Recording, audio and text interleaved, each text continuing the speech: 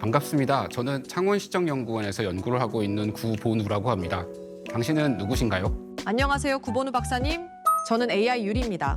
어떤 정보가 필요하신가요? 네, 저는 미래 일자리 문제에 대해서 관심이 많은데요. AI 시대 지역 일자리가 증가할 가능성에 대해서 궁금합니다.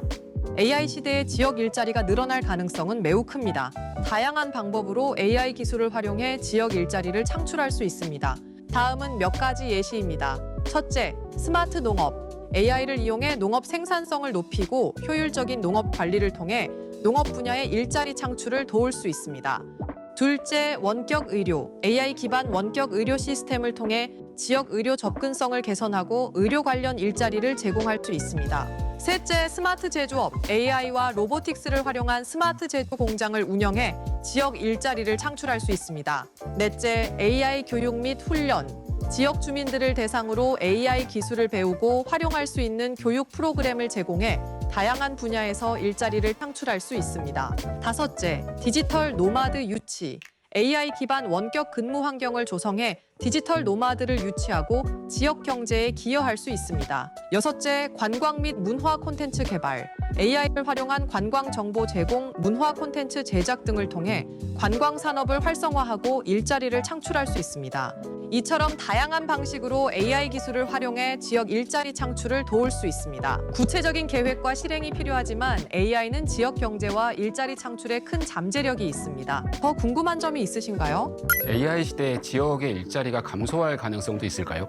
AI 시대에는 특정한 종류의 일자리가 줄어들 위험이 있을 수 있습니다. 특히 반복적이고 기계적인 작업은 AI와 자동화 기술로 대체될 가능성이 큽니다. 예를 들어 제조업에서의 조립 라인 작업이나 물류 산업의 창고 관리 등은 AI와 로봇에 의해 자동화될 가능성이 큽니다. 하지만 동시에 새로운 일자리의 기회도 열릴 수 있습니다. AI와 관련된 기술 개발, 유지 보수, 데이터 분석 등의 분야에서 새로운 일자리가 생길 수 있으며 창의적인 작업이나 인간의 감성과 상호작용이 필요한 분야에서는 AI가 대체할 수 없는 영역이 존재합니다. 따라서 AI 시대에 대비해 교육과 재훈련을 통해 변화하는 일자리 시장에 적응하는 것이 중요합니다. 다양한 분야에서 AI 기술을 활용하고 이를 통해 새로운 기회를 창출하는 노력이 필요합니다.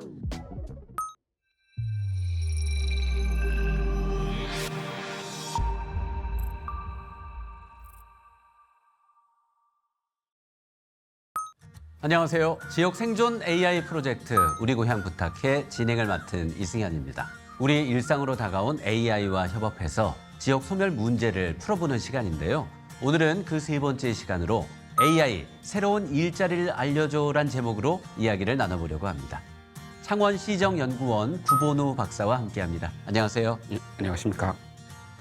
예, 저는 창원시정연구원에서 연구를 하고 있고요. 주로 인구정책, 사회정책 연구를 담당하고 있습니다. 네. 앞서 박사님께서 AI 아바타 유리와 대화를 직접 해보셨는데 어떠셨어요? 사실 어쩌면 굉장히 복잡한 질문일 수 있습니다. 근데 그런 질문들을 굉장히 짧은 시간에 다양한 주제를 섭렵해서 이렇게 명쾌하게 제시하는 걸 보면 참 놀라울 따름입니다. 약간 허무하시기도 하죠? 그래서 사실 저 같은 경우에는 네. 그렇게 답변하려면 한두 마디 하려고 해도 한참 생각해야 될 것 같거든요. 네. 생각뿐 아니라 또 자료 찾는데도 뭐 수개월이 걸릴 수도 있고 논문 한 편, 뭐 연구 보고서를 쓸 때도 그런데 얘는 그냥 뭐 한 30초 만에 이렇게 내니까요. 네, 맞습니다. 앞서 이제 구본우 박사님께서 AI 아바타와 이야기를 나누면서 질문을 하셨잖아요. AI와 일자리에 대해서. 그 중에서도 좀 AI 유리는 긍정적인 답변을 내놨어요. 구 박사님은 어떻게 생각하세요? 예, 분명히 좀 명쾌하고 포괄적인 답변인 건 분명했는데 말씀하셨던 것처럼 좀 긍정적인 측면에 좀 방점을 두고 답변을 한 것 같습니다. 그래서 좀 약간 그 반대의 면 이런 것들도 한번 좀 같이 생각해 보면 좋지 않을까 이런 생각이 좀 들게 네, 됐습니다. 함께 오늘 대화를 나누면서 좀 풀어보면 좋을 것 같습니다. AI 시대에 일자리가 늘어날 가능성 매우 크다. AI 아바타 유리는 이렇게 답변을 했는데요. 그런데 일반적으로 이야기할 때 걱정 많이 하잖아요. 내 일자리가 없어지지 않을까, 우리 이 직군이 없어지지 않을까 이런 걱정들 많이 하는데 좀 의외였어요, 이 답변은요. 네. 그러니까 AI가 대체함으로써 감소할 직군들이 있고 또 AI가 만들어낼 수 있는, 창출할 수 있는 새로운 직군들도 사실 있습니다. 그러니까 어떤 것들이 보다 좀 큰 영향을 미칠 것인지 이 사회가 좀 미리 잘 계획하고 미리 좀 잘 준비해야 될 것 같습니다. 네, 일자리의 개수만의 문제는 아닐 것 같아요. 그 일의 질도 있을 거고요. 안전도 있을 것 같은데 먼저 스마트 농업에 대해서 좀 이야기를 나눠본다면 이제 스마트팜이라든지 스마트 농업을 하면 좀 뭐 편리해지긴 할 것 같은데 그 작물 재배에 많은 노동력이 들었던 이런 건 좀 줄지 않을까 하는 생각도 좀 드는데요. 스마트팜이 계속 이렇게 확산될 거다라는 전망들이 분명히 있습니다. 예를 들면 2021년에 한국농수산식품유통공사에서 전망한 바에 따르면 그 당시 시장이 대략 한 2,700억 원 정도 됐다고 이제 예측을 하고 있고요. 그리고 한 연간 한 16% 정도는 계속 성장할 거다라고 전망을 했습니다. 그러니까 아마 이제 그렇게 이제 성장을 하게 되면 이제 아마 농업 노동은 과거의 그런 전통적인 노동이라기보다는 스마트팜에서 뭐 경영과 관리를 중심으로 한 뭐 그런 모양으로 아마 많이 바뀌지 않을까 싶고요. 그러니까 일 같은 경우도 아마 그에 따라서 많이 변하게 될 겁니다. 그런 경영자 관리자로서의 농민들을 좀 지원할 수 있는 뭐 데이터를 분석하기도 하고 뭐 축적하기도 하는 그런 연구직도 굉장히 농업 부문에서 늘어날 수 있을 거고요. 또 이제 컨설턴트라고 하죠.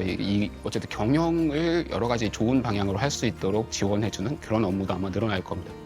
뭐 그리고 뭐 이제 수확용 기계 같은 좀 새로운 기계들에 좀 숙련이 많이 되어 있는 그런 기술직들도 많이 늘어나게 될 거고요. 근데 네. 대신에 전통적인 좀 단순하고 표준화된 노동들은 이제 기계로 뭐 AI로 많이 대체가 되지 않을까 그렇게 생각하고 있습니다.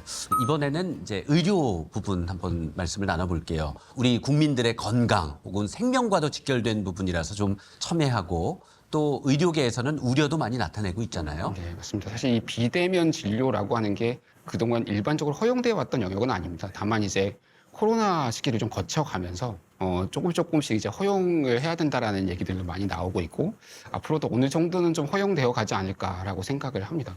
그렇게 만약에 허용되었을 경우에 뭐 모든 분야는 아니라고 하더라도 일부 이제 의료 분야에서는 꽤 중요한 기여를 할 수도 있다고 생각하는데요. 뭐 예를 들면 원격으로 건강 상태를 모니터링하는 문제라든가 그 모니터링 결과에 따라서 뭐 기본 아주 정규적인 처치를 하는 이런 분야 같은 경우에는 실제로 뭐 공동체의 건강 증진이라든가 뭐 의료 서비스의 질의 강화라든가 이런 데 이제 기여를 할 수도 있다라고 생각하고요.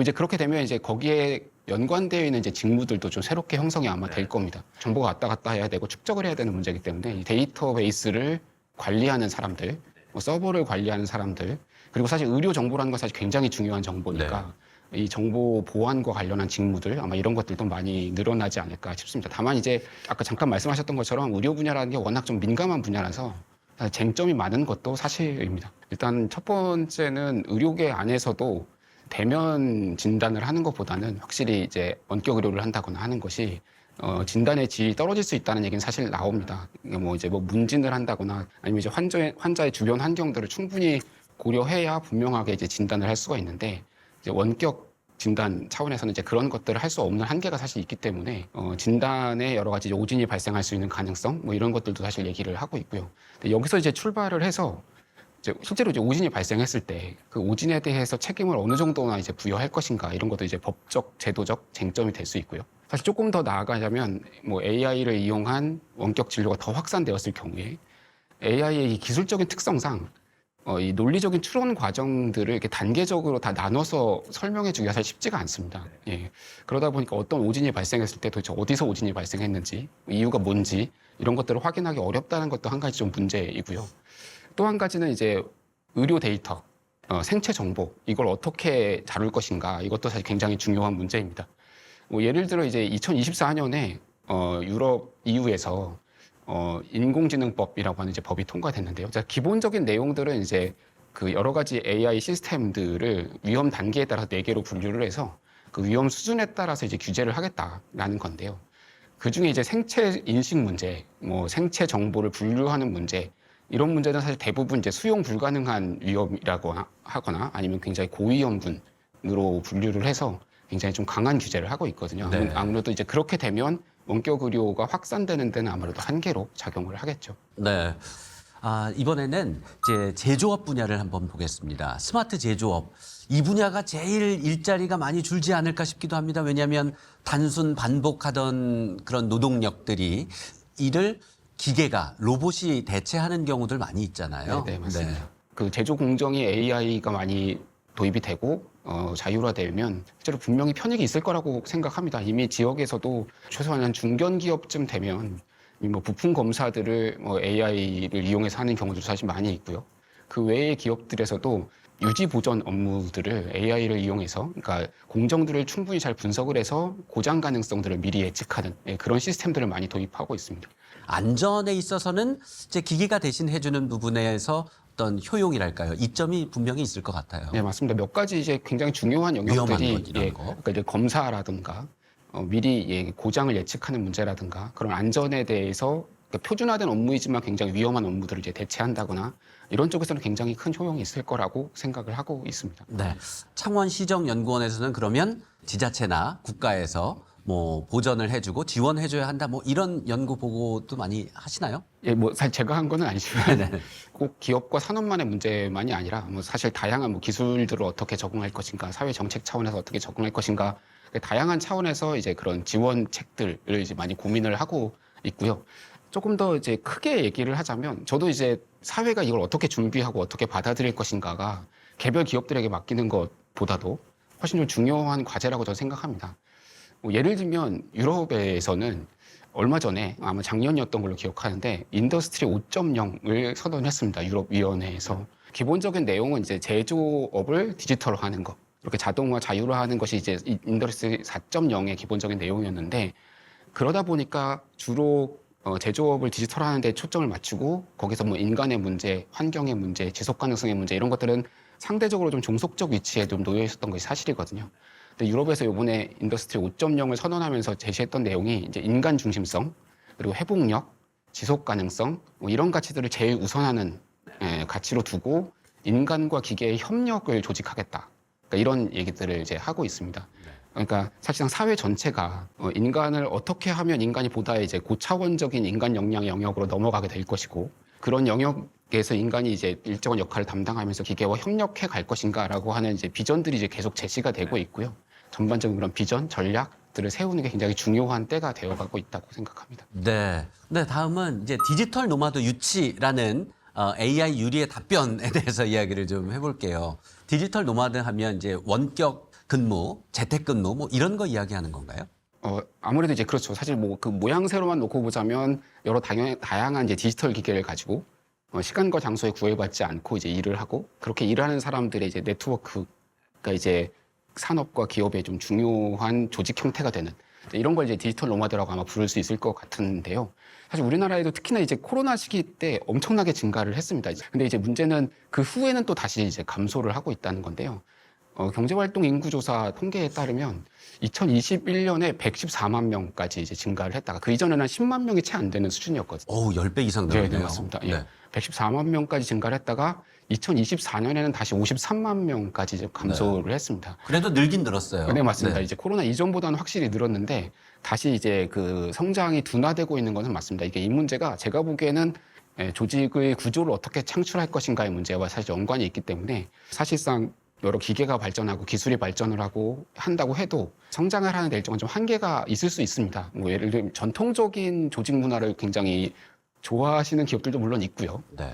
그런 전통적인 조직 문화가 아니라고 하더라도 대면 형태의 여러 가지 교류들, 인간적인 교류들이 같이 동반되어야 조직의 효율성이 늘어난다라고 네. 하는 사실 연구들도 사실 많이 있고요. 창원시정연구원의 연구원으로서는 어떠십니까? 사실 저도 좀 자유롭게 일하는 걸 좋아하는 편이라 네. 그런 마음이 한편으로 있고요. 근데 네. 실제로 이제 연구를 하다 보면 네. 다양한 분들을 직접 만나서 얘기를 듣고 네. 다양한 정보들을 얻고 아니면 이제 다른 연구자들과 의견을 교류하고 해야 될 일들이 사실 있거든요. 네. 한편으로는 이제 그런 게 이제 필요하고 네. 한편으로는 또한 나름대로 조금 더 자유롭게 시간과 공간을 이제 할애할 수 있는 것들도 필요하고 이 균형들이 뭐 개인들도 그렇고 조직들도 그렇고 앞으로도 좀 계속 맞춰가야 될 것 네. 같은데요. 그래서 너무 낙관적으로 얘기되는 것만큼 급속하게 늘지도 않겠지만 네. 조직 문화가 바뀌어감에 따라서 조금씩 증가를 하지 않을까. 네, 조직 관리 차원에서도 이제 조화가 네. 중요하다는 말씀을 해주셨는데요. 일자리에 대해서 이야기 나누고 있는데요. 특히 AI가 일자리를 대체할 것이다. 여기에 따른 어떤 걱정, 불안 이런 것들은 정말 지울 수가 없습니다. 특히 반복적이고 또 이제 단순한 업무들 이런 건 아무래도 기계가 더 효율성 있게 잘 할 수는 있겠죠. 예, 맞습니다. 사실 이런 얘기들은 어떻게 보면 굉장히 많은 곳에서 많이 얘기가 되고 있으니까요. 이거 약간 결을 조금 달리해서 지역의 관점에서 좀 이런 문제가 어떻게 좀 나타나고 있는지 잠깐 좀 말씀을 좀 드려보자면 예를 들면 경남, 창원 이런 지역에는 굉장히 많은 공장들이 있습니다. 근데 이제 관련한 연구들도 당연히 필요하죠. 근데 그 연구들은 대부분 다 이제 그 인력이 이제 풍부한 수도권에서 뭐 생산 라인이 설계된다거나 이제 이런 일들이 이제 벌어지게 되고요. 그래서 수도권에서 생산 라인을 설계를 하면 이 지역의 제조업에서는 그 라인에 따라서 굉장히 단순하고 표준화된 업무들을 사실 반복합니다. 그러다 보니까 일단 먼저 일자리가 없어지기 전에 먼저 청년들이 유출되는 일들이 벌어지고요. 아무래도 이제 단순하고 표준화되고 그러다 보니까 상대적으로 노동의 가치도 낮게 평가되고 그리고 또 이제 청년이 유출됨에도 불구하고 여전히 기업들은 일이 필요하니까 노동력이 필요하니까 이제 외국인이 이제 대규모로 이제 대체를 하기 시작합니다. 그렇게 해서 공급이 부족한데도 관련한 직무들의 가치는 사실 상승을 하지 않는 사실 이게 이제 수도권과 비수도권에서 굉장히 중요한 인력의 불균형 이런 거를 만들어내는 이유가 되고 있고요. 아마도 이제 AI가 적용되고 그리고 그게 이제 노동력을 대체한다라고 하는 얘기들이 현재 기존의 이제 자동화 과정들에서 수도권과 비수도권의 관계와 같은 그런 관계 양상들을 계속 만들어가게 된다면 진짜로 비수도권 지역들은 뭐 지역 소멸 얘기를 지금보다 더 피부에 와닿을 수밖에 없는 그런 상황이 될 수도 있겠다 이런 생각이 좀 네, 제조업의 경우에 또 그런 일이 있을 수 있고 또 농업 분야에도 또 그런 네, 맞습니다. 현상이 심화될 수가 있겠군요. 네, 앞서 구본우 박사님께서 AI 유리와 질의하고 답변하는 과정에서 창의적인 일, 상호 의사소통하는 일은 기계보다 사람이 더 잘한다. 고유 영역이 여전히 남아있다. 이런 답변을 했는데 여기에 대해서는 어떻게 생각하시나요?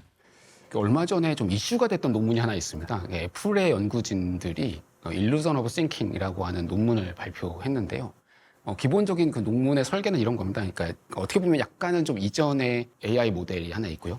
정말 이제 최근에 추론이라든가 자기 성찰이라든가 이런 것들을 이제 가능하게 하는 대규모 추론 모델이 또 있습니다. 뭐 딥식 같은 경우가 이런 데에 해당할 수 있을 텐데, 그러니까 이 두 개의 모델들을 놓고 퍼즐 형태의 문제를 주면서 그 문제의 복잡성들을 계속 높여나갔을 때 이 두 개의 모델들이 어떻게 효과적으로 답변을 하는지를 이제 찾아봤습니다. 살펴봤습니다. 근데 이제 약간 낮은 수준의 복잡성에서는 두 개의 모델이 비슷하게 답변을 했습니다. 비슷한 수준의 신뢰도, 비슷한 수준의 효율성을 가지고 답변을 했는데 중간 정도의 복잡성 문제에 대해서는 최근의 모델들이 훨씬 효율적인 그런 답변들을 했던 것으로 이제 나타나게 됐고요. 근데 이제 문제는 복잡성이 좀 고도로 증가했을 때 이때는 이제 대규모 언어 모델이든 추론 모델이건 모두 다 굉장히 낮은 효율성과 낮은 신뢰도를 이제 보였다라고 하는 그런 연구 결과를 발표를 했거든요. 그 외에도 사실 여러 요즘의 연구들에서 어떤 맥락들이 갑자기 추가되어야 한다거나 아니면 맥락이 굉장히 복잡하다거나 이런 문제들에 대해서 아직 AI가 충분히 좀 답변하지 못하고 있다라는 연구들도 사실 많이 나오고 있습니다. 제가 이 말씀을 왜 드렸냐면 창의성이라던가 신미성이라던가 이런 문제들은 제가 생각하기에는 가장 복잡한 맥락들을 좀 깔고 있는 그런 인간의 감각과 인간의 소통 방식이라고 생각을 하거든요. 나중에 어떻게 될지 모르겠지만 굉장히 오랜 기간 동안은 그런 뭐 창의성, 신미성, 정서, 교감 이런 문제들은 아직 인간이 뭔가 담당을 해야 되고 인간이 사고해야 되고 인간이 좀 꾸려나가야 될 그런 인간의 역량 영역으로 보이고요. 앞으로도 사실 그런 영역들에서는 인간이 해야 될 일들이 많이 있을 것 같습니다. 아주 창의적인 아이디어를 발굴해야 된다거나 아니면 뭐 심미적인 어떤 탐구를 해야 된다거나 네. 이런 직무들 혹은 이런 역량 영역들은 앞으로도 굉장히 중요하게는 인간이 좀 담당해야 될 영역이라고 생각하고 뭐 거꾸로 말하자면 인간 사회가 계속 높은 좀 가치를 좀 부여해야 될 뭐 노동이자 인간의 역량 영역으로서 좀 높은 가치를 부여해야 될 그런 영역이 아닐까 그렇게 생각하고 있습니다. 네, 우리 인간 자체가 좀 비합리적이고 비이성적이고 비논리적인 결정을 하는 경우가 있어서 그렇지 않나 싶습니다. 살찌는 거 알면서도 밤에 야식 먹잖아요. 안 좋은 거 알면서도 굳이 이제 뭐 긍정적인 면으로 합리화를 하면서 그런 부분들이 아까 말씀드렸던 이제 맥락의 복잡성 이런 것과 이제 연관된 부분들일 것 같습니다. 네, 그 AI를 효율적으로 활용해서 최상의 결과를 얻으려면 헷갈리게 하면 안 되겠군요. 단순하게. 그럼 이번에는 AI 유리에게 직접 한번 단순하게 좀 물어보겠습니다. 네, AI 유리님께 최대한 예우해서 일목요연하게 물어보겠습니다. AI 유리님, 네, 질문을 하나 드리겠습니다. 앞서 구본우 박사님과의 대화에서 일자리에 대해서는 상호작용 그리고 창의적인 일에 있어서는 사람이 더 뛰어나다. 아직까지 AI가 대체할 수 없는 부분이 있다고 했는데 그런 일자리의 예로는 어떤 게 있을까요? 인간의 감성과 상호작용이 필요한 창의적인 일자리는 여럿 있습니다.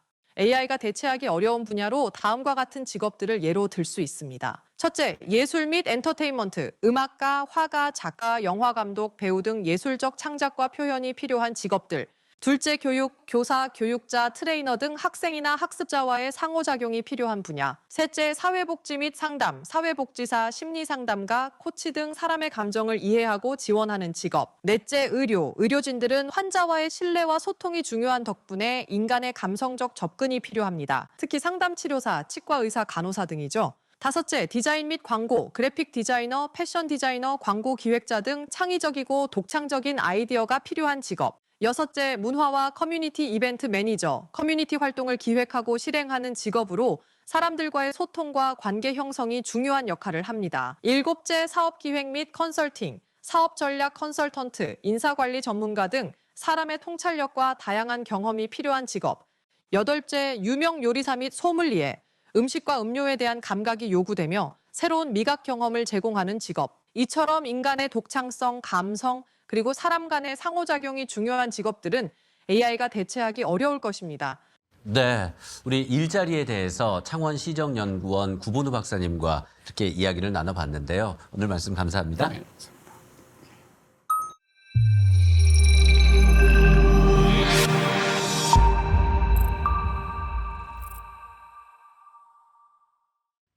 AI 유리, 오늘은 일자리에 대해서 이야기를 나누고 있는데요.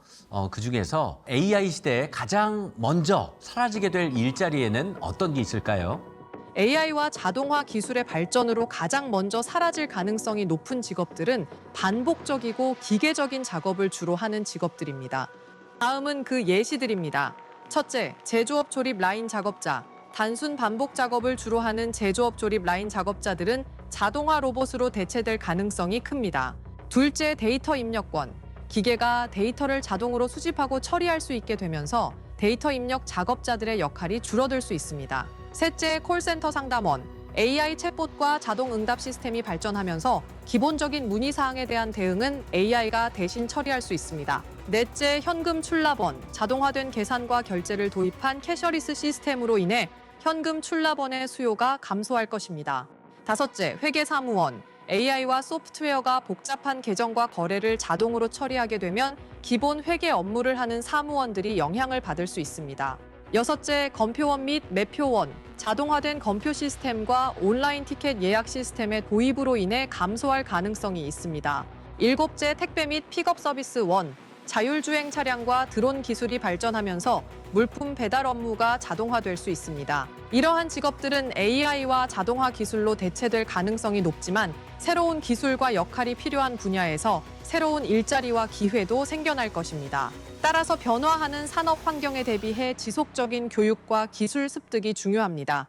더 궁금한 점이 있으신가요? 네, AI 시대에 새롭게 창출되는 직업들도 있을 텐데요. 새로운 일을 얻으려면 어떻게 해야 될까요?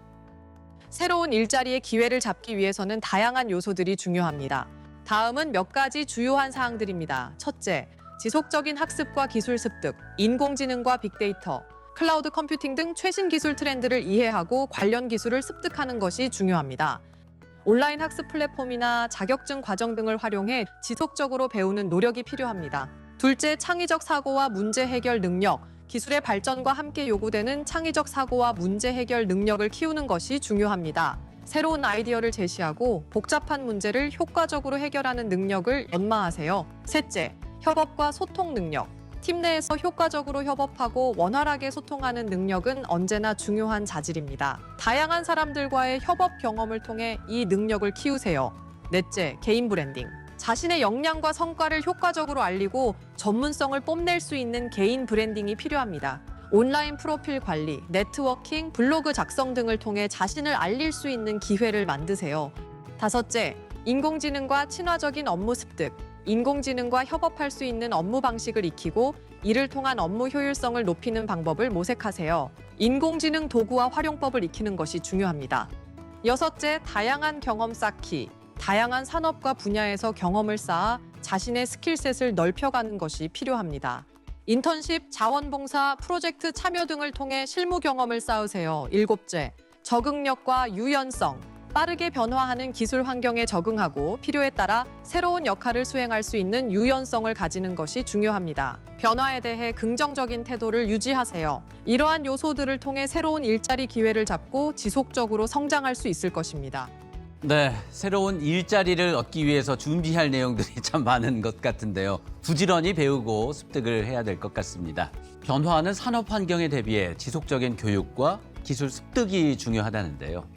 우리 사회가 이에 충분한 대비를 하고 있는 걸까요? 이번에는 지역 일자리 대체 위협 지수로 본 인공지능의 광역시도별 노동시장 파급 효과 분석이라는 논문을 발표한 고려대학교 구교준 교수와 AI 유리와의 인터뷰를 진행해 보겠습니다.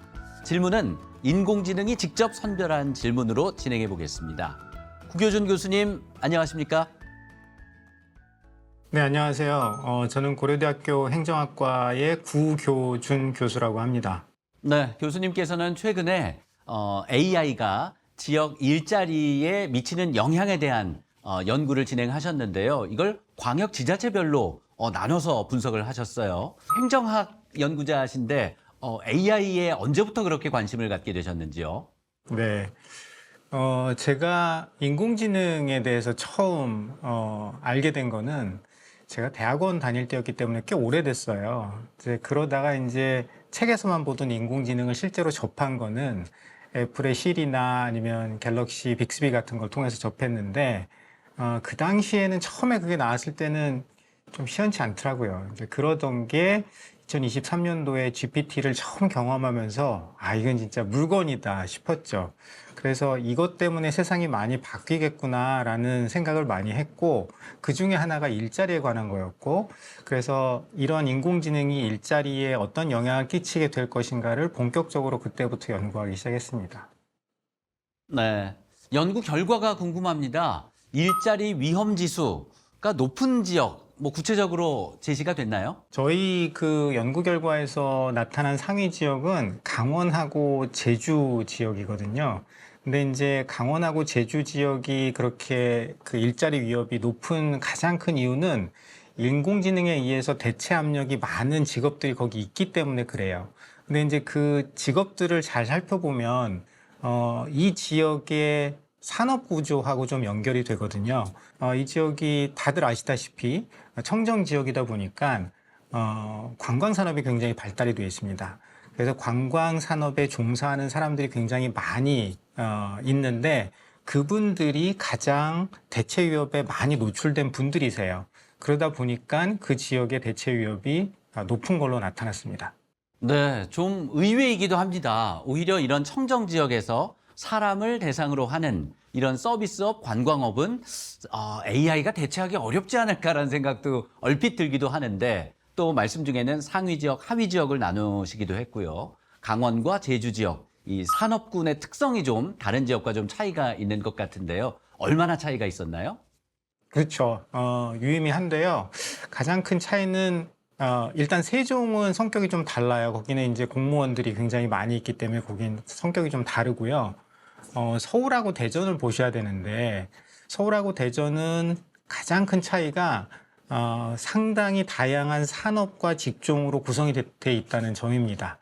다양한 산업과 직종으로 구성이 돼 있을 경우에는 인공지능처럼 이렇게 큰 외부 충격이 왔을 때 그것으로부터 회복하는 게 굉장히 빨라져요. 그러다 보니까 이런 다양한 산업과 직종이 구성돼 있는 서울과 대전이 인공지능의 대체 위협으로부터 상대적으로 자유롭다고 볼 수 있습니다. 네, 이제 좀 전문적인 질문이 좀 필요할 것 같아서요. 이 부분은 AI 유리가 저보다 더 잘할 것 같습니다. AI 유리가 직접 교수님께 분석적인 질문을, 날카로운 질문을 드릴 텐데요. 네, 한번 AI 유리와 대화를 나눠보시죠. 구교준 교수의 지역 일자리 대체 위협 지수로 본 인공지능의 광역 시도별 노동시장 파급 효과라는 논문에서 말하는 일자리 대체 위협 지수의 의미는 무엇인가요? 또한 강원과 제주 지역이 일자리 대체 위협 지수가 가장 높은 이유가 뭔지 궁금합니다. 아까 말씀드렸던 것처럼 강원과 제주 지역이 높았던 이유는 그 지역에 종사하는 사람들이 대체 위협에 많이 노출돼 있는 관광 직종에 종사하는 분들이었기 때문이고요. 일자리 대체 위협 지수의 의미를 조금 더 말씀을 드리면 이게 도출되는 과정이 약간 복잡하긴 한데 최대한 초라하게 말씀을 드리면 일단 저희가 사용한 기본적인 데이터는 미국의 오넷이라고 하는 데이터예요. 이 데이터가 한 1000개 정도 되는 직종들을 모두 담고 있는 굉장히 아주 자세한 데이터거든요. 그 안에는 개별 직종별로 어떤 기술이나 역량이 얼만큼 필요한지가 담겨 있습니다. 그래서 이 기초가 되는 데이터를 바탕으로 해서 거기 한 1000여 개가 되어 있는데 이걸 우리나라에 적용하기 위해서 우리나라의 데이터베이스하고 일단 접목을 시켰고요. 그 과정에서 한 153개 직종을 뽑아냈어요. 그게 1단계고요. 2단계에는 각각 직종별로 어떤 기술과 역량이 필요한지 저희가 한 87개 기술과 역량을 살펴봤거든요. 그 문항을 통해서 인공지능과 로봇 기술이 활성화됐을 때 각각의 기술과 역량을 얼만큼 대체할 수 있을지를 전문가들을 대상으로 해서 설문을 했습니다. 그래서 그 두 단계를 합쳤고요. 이게 두 단계가 합쳐지면 이제 어떤 모양을 보실 수 있냐 하면 A라는 직종에 X라고 하는 기술이 있을 때, 필요할 때 그 기술을 얼만큼 로봇 기술과 인공지능 기술이 대체할 수 있는지를 볼 수 있고 이게 87개가 있다고 했으니까 그거를 다 종합하는 거예요.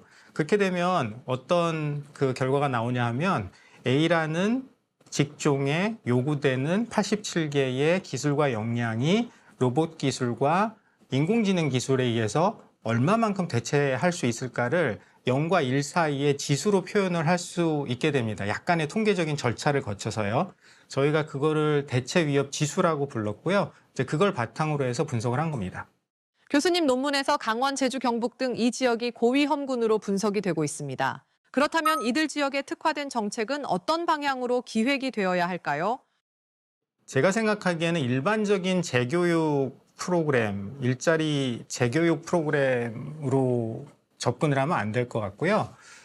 가장 많이 집중적으로 일자리를 잃어버리는 직종을 대상으로 한 프로그램이 되어야 할 것 같거든요.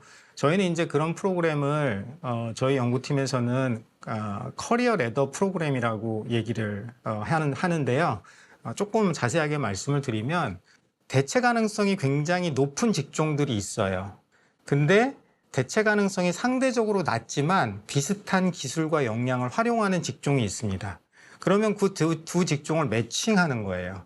그렇게 되면 매칭해서 보면 대체 가능성이 높은 직종하고 낮은 직종 간의 기술과 역량 사이에 갭이 존재하는 걸 볼 수 있거든요. 그러면 그 갭을 구체적인 교육 프로그램으로 채워준다는 의미입니다. 구체적으로 어떤 일자리 새로운 직종이 육성돼야 하나요? 조금 구체적으로 말씀을 드리면 예를 들어서 이제 강원도의 대체 가능성이 높은 직업군을 보면 이런 것들이 있어요. 경영 관련 사무원, 회계 격리 사무원, 고객 상담 및 서비스 종사자, 각종 판매 종사자, 검표원 이런 분들이 포함이 되거든요. 근데 이런 분들한테 요구되는 역량하고 기술을 유사하게 쓰면서 상대적으로 대체 가능성이 낮은 직종을 또 살펴보면은요. 통계 관련 사무원, 경찰 소방 관련 종사자, 돌봄 및 보건 서비스 종사자, 자동차 정비원, 전기공, 정보통신기기 기술자 뭐 이런 식으로 구분이 됩니다.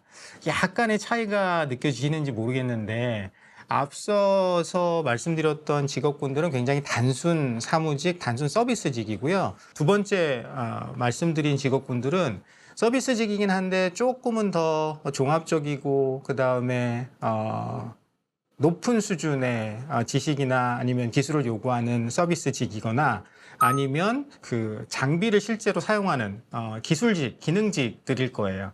그러면 이렇게 단순 서비스직에서 종합적인 서비스직이나 아니면 기능직으로 옮겨가기 위해서는 어떤 기술과 역량이 필요한지를 아까 말씀드렸던 방식으로 그걸 찾고 그다음에 그 갭을 채워줄 수 있는 프로그램은 어떤 것들이 있는지 그런 프로그램들을 개발을 하는 방식으로 진행이 되는 것이 좋지 않을까 하는 생각을 하고 있습니다. 지방 소멸의 핵심은 청년의 이탈입니다. 교수님께서 조금 전에 말씀하신 대로 AI로 인해서 단순직이 사라지고 또 기능직 같은 고숙련 일자리가 늘어날 때 지방이 그 기회를 잡을 수 있을 텐데 그 기회를 잡으려면 어떤 조건들이 갖춰져야 할까요? 이게 그 인공지능 시대의 일자리 소멸과 지방 소멸은 그냥 가만두면 점점 가속화될 거라고 생각이 되고요. 근데 그 트렌드를 쉽게 돌리기는 어려울 거라고 생각이 돼요. 이제 다만 이렇게 기술로 만들어지는 고숙련 일자리 같은 경우는 어디서든 일할 수 있는 원격으로 일하는 것이 가능한 일자리잖아요. 그래서 이런 분들을 어떻게 하면 지역으로 끌어들일 수 있을까? 다시 말해서 살기 좋은 지역을 만드는 게 정주 환경이 좋은 지역을 만드는 게 가장 중요한 조건이 아닌가 싶어요. 이제 이거는 두 가지의 효과가 있다고 보는데요. 하나는 이렇게 원격으로 일할 분들이 올 수 있게 하는 거가 또 하나가 있고, 그렇게 살기 좋은 환경 자체는 정주 인구뿐만 아니라 방문 인구도 높일 거거든요. 이제 그런 식의 두 가지 효과를 기대하면서 주거 환경, 주거 인프라, 그다음에 문화 인프라 같은 것이 필요한데, 여기서 제일 중요한 것 중에 하나는 주거 인프라나 문화 인프라를 업그레이드 한다 그래서 수도권을 따라하려고 하면 안 됩니다. 그게 수도권을 따라하려고 하면 사실 아파트 지어서 수도권 따라한다. 강남하고 경쟁이 안 되잖아요. 이제 그런 식의 접근은 힘들 거고요. 지역이 가지고 있는 고유한 문화나 아니면 역사, 이런 특징들을 최대한 활용할 수 있는 고유의 컨텐츠를 기반으로 한 개발이 필요할 거라고 봐요. 그런 거를 바탕으로 해서 외부 전문가들 혹은 뭐 젊은 인구들이 정주하면서 일할 수 있는 그런 환경을 만들거나 아니면 방문할 수 있는 그런 조건을 만드는 것이 필요하다고 보는데 쉽지는 않을 것 같습니다. 기술 도입은 대도시 중심으로 확산되고 있잖아요. 기술 발전이 오히려 지방 격차를 더 심화시키지 않도록 하기 위해서는 어떤 방법이 필요하다고 생각하시나요? 그럴 가능성은 언제든지 존재를 하고 굉장히 크다고 생각이 되는데, 그나마 생각해 볼 수 있는 몇 가지 대안은, 우선 첫 번째는 지역의 중소도시를 인공지능이나 기타 기술을 활용할 수 있는 공간으로 만들어주는 거를 생각해 볼 수 있을 것 같아요.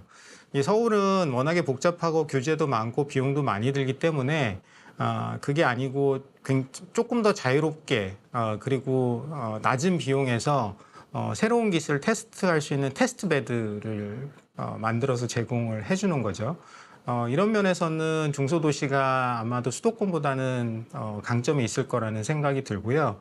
그 다음에 또 다른 한 가지 대안은 인공지능을 활용해서 지역에서 직면하고 있는 문제들을 해결해주는 뭐 그런 것들을 생각해 볼 수 있을 것 같은데요. 예를 들면 이제 고령화가 심한 농촌에서 원격 기술이나 아니면 로봇 기술을 활용한 돌봄 서비스 같은 것을 제공을 한다든가 개발해서 제공을 한다든가, 아니면 인공지능하고 드론 기술을 결합을 해서 농업에 활용하는 것들을 생각해 볼 수 있을 것 같습니다. 이번 연구를 기반으로 향후 지역 소멸 대응을 위한 데이터 기반 정책 또는 후속 연구 계획이 있으신지요? 앞서서 말씀드렸던 커리어 레더 분석은 지금 지역별로 적용을 하는 것을 진행을 하고 있고요. 이제 그거 이외에 인공지능 시대가 가져오는 그 추가적인 변화들을 우리가 생각해 볼 수 있는데, 일자리에 관한 거를 일단 우선적으로 생각을 해보면, 인공지능이 가져오는 이제 미래 시대는 두 가지 시나리오로 우리가 생각해 볼 수 있는데, 유토피아적인 시나리오와 디스토피아적인 시나리오를 흔히 생각할 수 있다고 사람들이 얘기를 하는데요. 유토피아적인 시나리오에서는 우리가 일을 생각을 해보면 분명히 사람들은 일을 안 하거나 아니면 훨씬 적게 할 겁니다. 그렇다 그러면 일을 안 하는 세상 혹은 일을 훨씬 적게 하는 세상에서 과연 일이 인간에게 어떤 의미를 줄 것인가, 일의 의미에 대한 고찰이 좀 필요하다고 생각이 되고요. 또 다른 측면에서는 인간 관계에 관한 건데요. 우리는 이제 인간관계를 얘기할 때 지금까지는 사람과 사람 간의 관계에 대해서만 얘기를 했거든요. 근데 여기에 하나가 더 들어오는 겁니다. 인공지능 혹은 로봇이 들어오는 거죠. 실제로 이제 최근에 보면 이 로봇 기술을 활용을 해서 돌봄 서비스를 제공하거나 아니면 상담 서비스를 제공하거나 하는 케이스들이 늘고 있거든요. 이건 인공지능이 사람 간의 관계에 들어와서 우리들의 관계가 더 복잡해진다는 의미가 되고요. 실제로 인간이 살아가는데 혹은 사람이 살아가는데 그 웰빙에 혹은 행복에 가장 중요한 영향을 끼치는 거 두 가지를 꼽으라 그러면 보통 학자들은 일과 그다음에 관계를 얘기하거든요. 근데 일과 관계의 의미가 이렇게 인공지능이 들어오면서 급격하게 미래에 바뀐다 그러면 그렇다면 미래의 일은 우리에게 무엇인가 혹은 관계는 무엇인가에 대한 연구가 지금쯤 시작을 해야지만 되지 않을까 하는 생각을 하고 있습니다. 그리고 하려고 계획을 하고 있고요. 네, 지금까지 AI 유리가 질문 드리고 그리고 구교준 교수님께서 답변하는 시간을 가져봤습니다. 저희 프로그램의 가장 핵심적인 질문 한 가지가 빠졌네요. 제가 한번 질문 드리겠습니다. 지역 소멸, 인구 감소 시대에 인공지능이 해법이 될 수 있을까요? 앞에서도 잠깐 언급을 해드렸는데 쉽지는 않을 겁니다. 하지만 부분적인 해법은 될 수 있을 거라고 생각을 합니다. 네, AI 유리가 짧은 기간이지만 정말 방대한 양을 학습해서 공부가 많이 돼 있습니다. 평소에 궁금하셨던 부분이 있다면 AI 유리에게 도움을 한번 정해보시죠. 저 같은 실증 연구자한테는 미래 연구를 할 때 항상 부족하다고 느끼는 게 상상력이에요. 근데 인공지능은 나보다는 상상력이 더 풍부할 것 같아서 한번 물어보고 싶은데 미래 시대에 인공지능이 인간 관계 안으로 들어오게 되면 인간관계가 어떻게 변화가 될 것이고 그리고 인간과 인공지능의 관계 속에서 인간이 느끼는 행복감이나 웰빙에는 어떤 변화와 영향을 미칠 수 있을지 한번 얘기를 듣고 싶어요. 어떻게 생각해요? 인공지능이 인간관계에 들어오면서 여러 가지 변화를 가져올 수 있을 것 같습니다. 먼저 인공지능은 사람들 간의 소통을 돕고 더 원활한 관계 형성을 지원할 수 있습니다. 예를 들어 AI 기반의 소셜 네트워킹 서비스는 사람들 간의 연결을 더 쉽게 하고 관심사나 취향에 맞는 새로운 사람들과의 만남을 촉진할 수 있죠. 또한 인공지능은 개인별 맞춤형 서비스와 지원을 제공하여 사람들의 생활을 더 편리하고 즐겁게 만들 수 있습니다. 이는 스트레스를 줄이고 더 풍요로운 삶을 누릴 수 있도록 도울 수 있죠. 하지만 인공지능이 인간관계에 미치는 영향에 대한 우려도 존재합니다. 특히 인공지능을 통해 상호작용하는 시간이 늘어나면서 인간 간의 직접적인 소통이 줄어들 수 있고 이는 감정 연결이나 공감 능력 감소로 이어질 수도 있다는 걱정도 있습니다. 결국 인공지능의 도입은 사람들에게 맞춤형 편익과 더 많은 연결 기회를 제공하는 한편 인간 간의 상호작용 방식에도 변화를 가져올 것입니다. 어떻게 활용하느냐에 따라 긍정적이거나 부정적인 영향을 미칠 수 있으므로 균형을 맞추는 것이 중요합니다.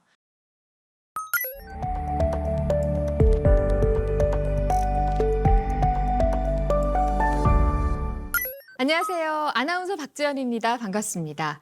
저는 오늘도 빅데이터 분석을 통해서 지역 소멸의 해법을 모색해 보겠습니다. 이제 AI 시대로의 전환, 거스를 수 없는 큰 물결인데요. 먹고 사는 것과 직결된 우리의 일자리들은 이 AI 시대로 변화하는 것과 함께 어떻게 바뀌어 나가게 될까요? 인공지능 기반의 비정형 빅데이터 분석을 통해서 AI 시대의 새로운 일자리와 관련된 다양한 키워드를 분석해 보겠습니다. 먼저 검색창에 일자리라는 단어를 넣어 보겠습니다. 주제 구성이 나와 있는데요. 바로 토픽입니다. 우리가 토픽 분석을 해볼 텐데요. 가장 크게 차지하고 있는 부분은 지자체이죠. 두 번째로 보이시는 부분 교육 파트, 세 번째 정부, 네 번째 금융금리, 다섯 번째가 공기업으로 나타나고 있습니다. 이쪽에 순서가 나타나 있는데요. 지자체에서 어떤 주제들이 매칭이 되어 있기에 가장 큰 포션을 차지하고 있는지 한번 들어가서 검색을 해보겠습니다. 지자체에 들어가 보시면요. 가장 먼저 데이터 목록에 제주도가 보이시는데요. 인공지능 취업 준비 프로그램이 무료로 운영이 되고 있습니다. 제주 지자체에서 취업을 하는 사람들을 위해서 AI를 활용하고 있다는 뜻이죠. 두 번째 당진시 뉴스도 보시면 미취업자 100명을 모집하는데 AI 취업 지원이 추진되고 있습니다. 지자체들이 열심히 AI를 활용해서 청년들의 취업을 준비하고 있다는 것을 보실 수가 있고요. 이번에는 연관어들을 살펴보겠습니다. 연관어에서 가장 크게 눈에 띄는 단어는 역시 일자리, 다음은 취업, 청년, 교육, 구직, 또 채용, 기업, 청년 취업사관학교가 맨 아래 보이시죠? 다양한 지자체에서의 어떤 활동들, 청년들을 위해서 또 지역 발전을 위해서 AI를 활용하려고 노력하는 것들이 이 연관 검색어를 통해서 드러나는 부분들이 아닐까 싶습니다. 아까 두 번째 교육 분야 한번 다시 가보시겠습니다. 교육에서는 어떤 내용들이 또 연결이 되어 있기에 이렇게 많은 내용들이 매칭이 되어 있는지 들어가 보시죠. 우선 데이터 목록 보시면요. 오산시 뉴스가 가장 먼저 떠 있네요. 오산시에서는 AI 마이스터 고등학교를 육성한다는 내용이고요. 그 아래도 군포시에서는 신중년을 위해서 재취업 프로그램을 AI 활용을 통해서 진행하고 있다는 내용이었습니다. 연관 검색어 함께 보실 텐데요. 연관 검색어 역시 취업이 가장 크게 떠 있고요. 일자리, 교육, 또 자격증, 챗GPT도 보이고요. 면접, 사회, 데이터 뭐 이런 다양한 취업과 관련된 단어들이 나오고 있습니다. 우리 이 AI 시대에 또 가장 궁금해하실 부분이 바로 사라지는 일자리와 새롭게 생겨날 일자리들이 아닐까 싶습니다. 이 두 가지 키워드를 놓고 네트워크 차트 분석을 한번 해보겠습니다. 검색을 한번 해보면요. 양쪽에 각 단어들에 연결되어 있는 키워드들이 보이고 있습니다. 가운데 부분에는 사라지는 일자리나 새로운 일자리에나 모두 다 검색이 연결되어 있는 단어들이고요. 우선 사라지는 일자리 독창적으로 이제 나타나는 단어들 보시면 생산직 보이시죠? 계산원, 운전기사, 상담가, 그리고 번역가, 교사, 사무직, 기자, 예술가 같은 직업들이 나타나고 있습니다.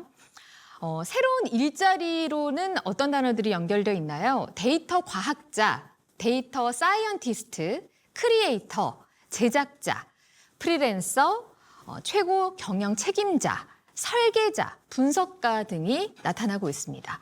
인간의 창의력이나 감성이 좀 필요한 분야들이 직업적으로 계속해서 두각을 드러내지 않을까 싶고요.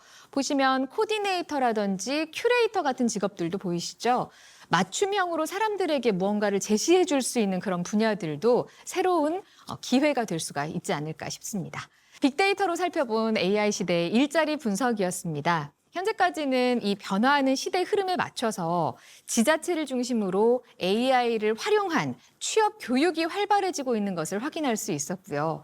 또 앞으로의 일자리들은 원격의 거리에서 창의성과 감성을 바탕으로 사람들에게 맞춤형 제안을 해줄 수 있는 그런 직업들이 새롭게 등장하고 각광받을 수 있을 거라는 점을 엿볼 수 있었네요. 지금까지 빅데이터 분석 박지연이었습니다.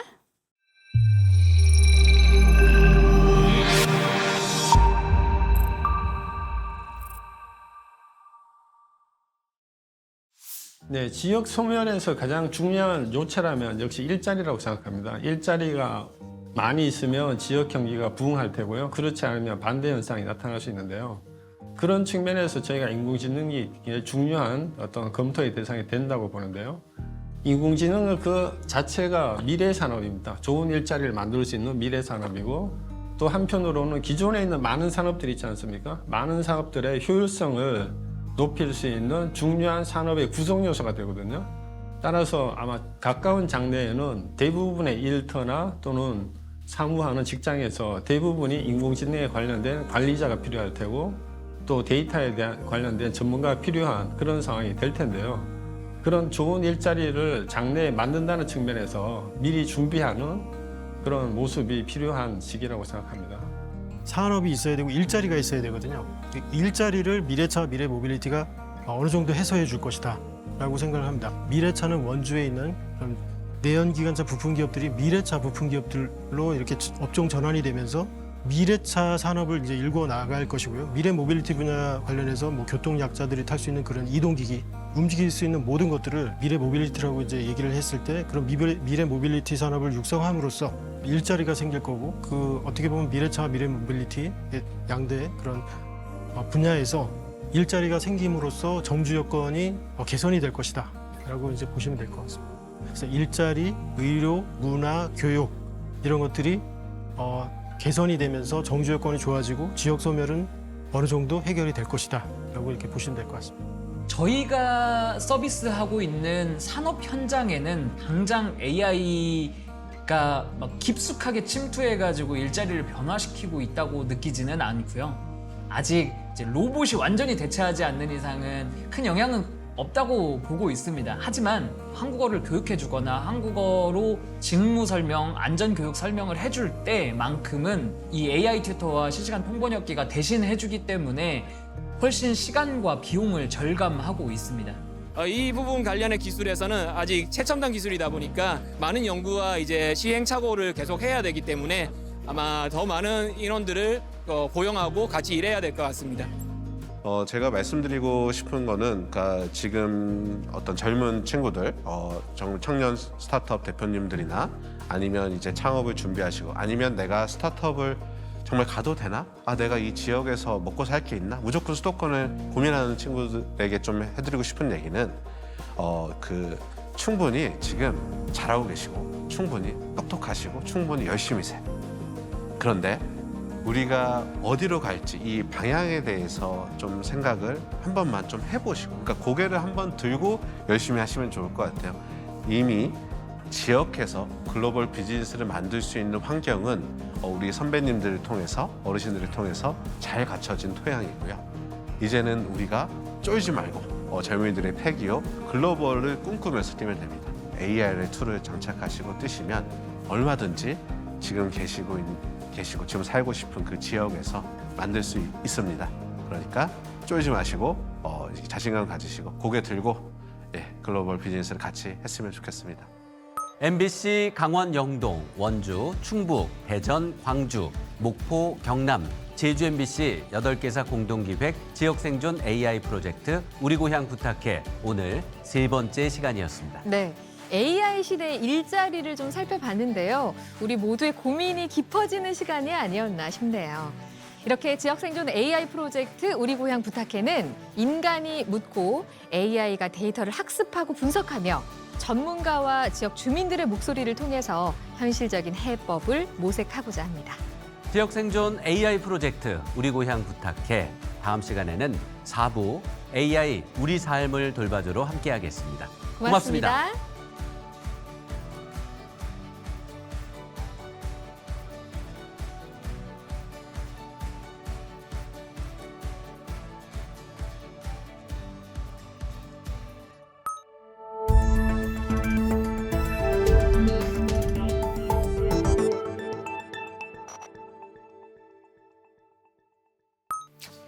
여러분께 오늘은 한 가지 묻고 싶은데요. AI가 정말 사람처럼 생각할 수 있을까요? 우리가 최근에 흔히 말하는 생성형 AI는 잘 말하는 AI죠. 기존 데이터를 바탕으로 새로운 문장이나 그림, 음악을 만들어내는 데 특화되어 있습니다. 하지만 문제도 있죠. 예를 들면 조건이 복잡한 질문을 던지면 말은 많지만 핵심은 없고 겉으로 보기에는 똑똑해 보이는데 막상 중요한 판단이 필요한 순간에 허당이다라는 것들을 경험해 보셨을 겁니다.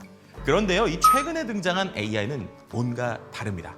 오픈 AI의 O3, O4, 구글의 제미나이 2.5, 엔트로피 클로드의 오퍼스 4 같은 모델들은요, 사고를 하는 듯한 인공지능, 즉 추론 AI로 진화하고 있습니다. 우리가 흔히 아는 생성형 AI, 그러니까 기존의 GPT-3나 GPT-4 같은 초기 버전은요, 인터넷에 존재하는 엄청난 양의 데이터를 학습해서 이 말 다음엔 어떤 말이 나올 확률이 높을까라는 걸 계산해서 문장을 만들어냈습니다. 하지만 그 한계는 명확했죠. 논리적 추론이나 수학 계산이나 복잡한 조건 해석에서는 AI가 자꾸 비틀거렸습니다. 이유는 간단합니다. AI는 말을 잘할 뿐 이해나 사고는 하지 않았기 때문입니다. 자, 그러면 여기서 제가 단순한 예시 하나 들어볼까요? 기존에 있는 GPT한테 이런 질문을 해요. 민수가 지혜가 있는 방으로 걸어갔다. 지혜는 부엌으로 갔다. 지금 지혜는 어디 있을까요? 라고 질문을 하면요.